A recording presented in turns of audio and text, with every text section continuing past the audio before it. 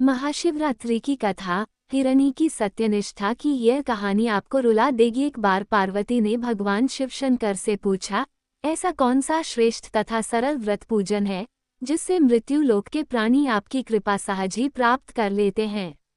उत्तर में शिवजी ने पार्वती को शिवरात्रि के व्रत का विधान बताकर यह कथा सुनाई। एक गांव में एक शिकारी रहता था। पशुओं की हत्या करके वह अपने कुटुंब को पालता था। वह एक साहूकार का ऋणी था, लेकिन उसका ऋण समय पर न चुका सका। क्रोधवश साहूकार ने शिकारी को शिवमठ में बंदी बना लिया। संयोग से उस दिन शिवरात्रि थी। शिकारी ध्यानमग्न होकर शिव संबंधी धार्मिक बातें सुनता रहा। चतुर्दशी को उसने शिवरात्रि की कथा भी सुनी। संध्या होते ही साहूकार ने उसे अपने पास बुलाया और ऋण चुकाने के विषय में बात की।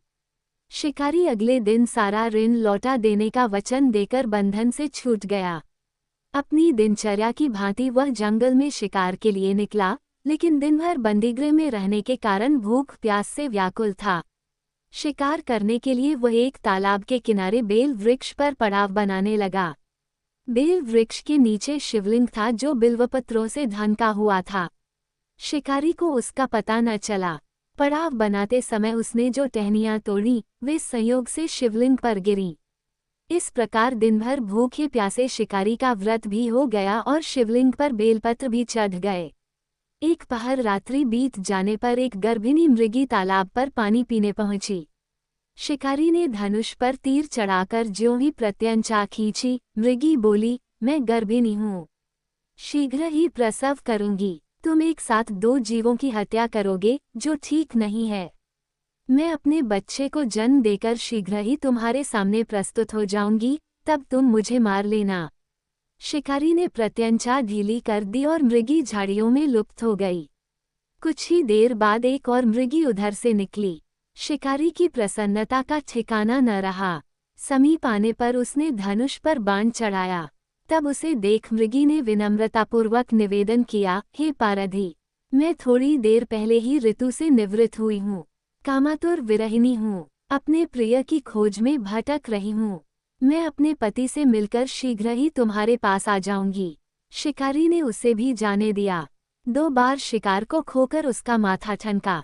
वह चिंता में पड़ गया। रात्रि का आखिरी पहर बीत रहा था।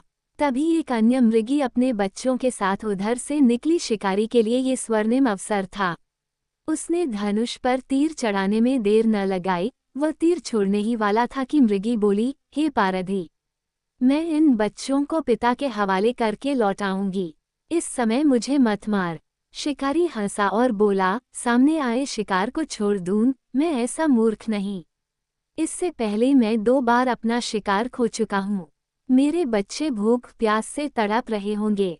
उत्तर में मृगी ने फिर कहा, जैसे तुम्हें अपने बच्चों की ममता सता रही है, ठीक वैसे ही मुझे भी, इसलिए सिर्फ बच्चों के नाम पर मैं थोड़ी देर के लिए जीवनदान मांग रही हूँ।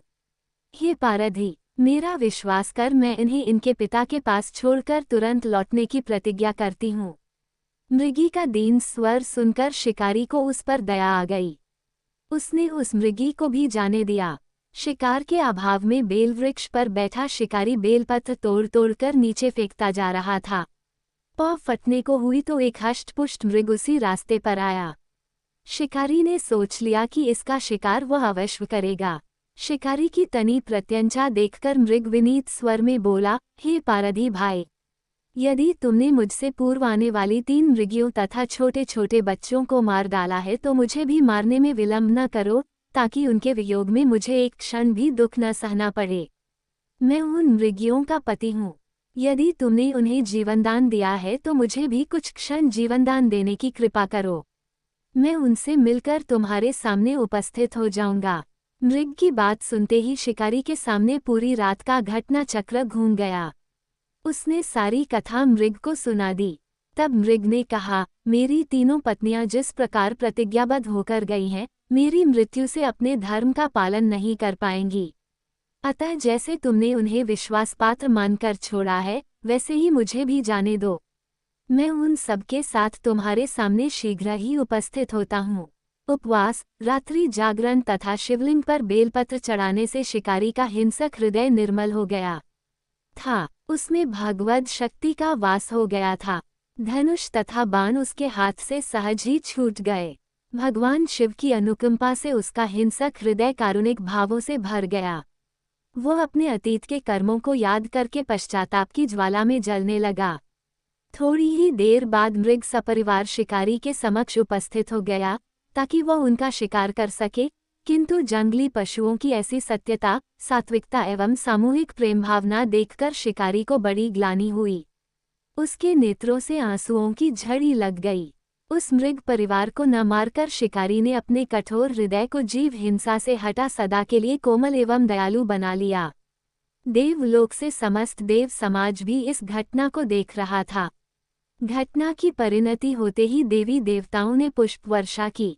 तब शिकारी तथा मृग परिवार मोक्ष को प्राप्त हुए।